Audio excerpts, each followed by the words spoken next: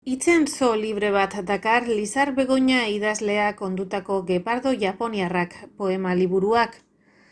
Logika egituratuak desafiatuz eta formaren aukerak zukutuz, mundu garaikidearen testurak bildu ditu, organikoenetatik ukiezinetara. Argitaratu dugun liburua Gepardo Japoniarrak deitzen da, eta nire bigarren poesia liburua da.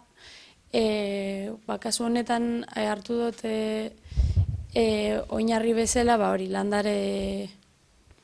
landare zoologiko apur bat hori aitzaki hartuta egituratu dute liburua.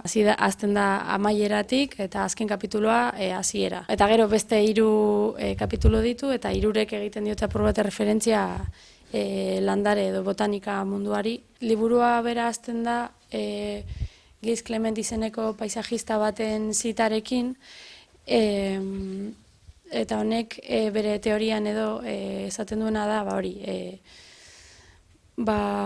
egiten du lorategi basati baten alde, hau da, belartzarrak errespetatuz, edo landareak beren kabuz egiten duten bidea utziz bide hori.